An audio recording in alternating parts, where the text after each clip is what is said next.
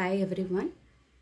10th standard trigonometry chapterல heights and distance based பண்ண sums எப்படி செய்யறதுன்றதுக்குரிய tips தான் இப்போ நம்ம பார்க்க போறோம். ஸோ அதில் கவனிக்க வேண்டிய முக்கியமான 3 விஷயம் என்னன்னா டயக்ராம் போடுறதுக்கு லைன் ஆஃப் சைட்டு தமிழ்ல பார்வை கோடு, ஆங்கிள் ஆஃப் எலிவேஷன்னா ஏற்ற கோணம், ஆங்கிள் ஆஃப் டிப்ரெஷனா இறக்க கோணம். ஸோ இந்த டேட்டாஸை நம்ம டயக்ராமில் எப்படி மார்க் பண்ணணும்னு சொல்லி கரெக்டாக தெரிஞ்சாலே 50% ஆஃப் சம்ஸ் வந்து ஈஸியாக நம்ம செஞ்சிடலாம். ஸோ ரிமைனிங் 50% வந்து கேல்குலேஷன் பேஸ் பண்ணி தான் இருக்கும். ஸோ 1 by 1 எப்படியெல்லாம் செய்யணுன்றதுக்குரிய டிப்ஸை தான் இன்றைக்கி நம்ம பார்க்க போகிறோம். சரியா? ஃபர்ஸ்ட்டு பார்த்தோம்ல பார்வை கோடுன்னு அப்படின்னா என்னன்னா, இப்போ இந்த பக்கம் நிற்கிற ஒரு பர்சன் அவருக்கு எதிர்ப்புறமாக நிற்கிற ஒரு பர்சனாக பார்க்குறாங்க. அப்போ அவரோட ஐபால் பொசிஷன் எப்படி இருக்குன்னா இந்த மாதிரி தான் இருக்கும். ஸோ இது வந்து ஹரிசாண்டல் லைனில் பார்க்குறாங்க. சரியா?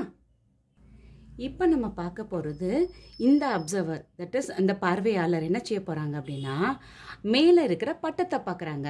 ஸோ அப்போ இவரோட ஐபால் பொசிஷன் வந்து எப்படி இருக்கும்? ஹரிசாண்டலாக இருக்குமா இல்லை அப்வர்ட் டைரக்ஷனில் இருக்கும்னா இந்த ஐபால் பொசிஷன் வந்து அப்வர்ட் டைரக்ஷனில் தான் இருக்கும். ஸோ அவரோட லைன் ஆஃப் சைட் வந்து எங்கே இருக்குது அப்படின்னா மேலே இருக்கிற பட்டத்தை பார்க்குறாங்க. ஸோ அப்பானது லைன் ஆஃப் சைட்டு மேலே இருக்கிற பட்டத்தை பார்க்குறதுனால இதை நம்ம என்னன்னு சொல்லுவோம்னா ஆங்கிள் ஆஃப் எலிவேஷன் சொல்லுவோம். ஸோ இந்த டீட்டாவை என்னன்னு சொல்லுவோம் அப்படின்னா ஆங்கிள் ஆஃப் எலிவேஷன். ஏன்னா ஐபால் பொசிஷன் இந்த ஹரிசாண்டல் லைனுக்கு அபோவாக இருக்குது. இன்னொரு க்ளூ பார்த்தா இந்த கோணத்தோட குறிக்கிற இந்த அம்புக்குறி எப்படி இருக்குன்னா ஹரிசாண்டல் லைனுக்கு மேலே இருக்குது. ஸோ ஐபால் பொசிஷன் எப்படி இருக்கும்? அப்பர் டைரக்ஷனில் இருக்கிறதுக்கு இதுக்கு பேர் என்ன சொல்லுவோன்னா ஆங்கிள் ஆஃப் எலிவேஷன் சொல்லியிருக்கோம். சரியா?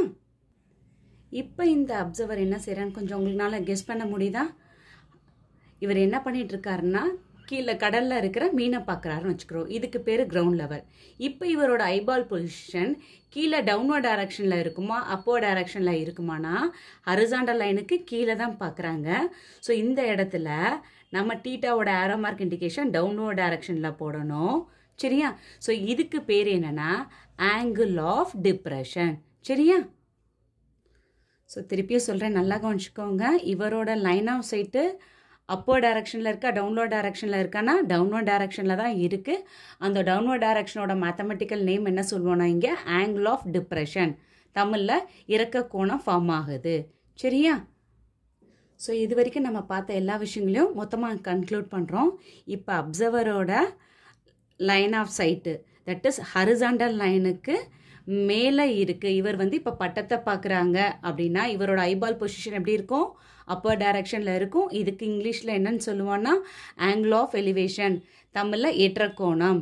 இதே அப்சர்வர் கொஞ்ச நேரம் கழித்து கீழே உள்ள மீனை பார்க்கணுன்னு ஆசைப்பட்றாங்க அப்படின்னா இவரோட ஐபால் பொசிஷன் எப்படி இருக்கும்னா ஹரிசாண்டல் லைனுக்கு கீழே இருக்கும். தட் இஸ் டவுன்வர்ட் டைரக்ஷனில் இருக்கும். இவரோட லைன் ஆஃப் சைட் எங்கே இருக்குது? இப்போ இந்த மீனை பார்க்குறாருன்னு இருக்குன்னு வச்சுன்னா இதுக்கு பேர் என்னன்னா தமிழில் இறக்க கோணம், ஆங்கிள் ஆஃப் டிப்ரெஷன் சொல்லுவோம். சரியா?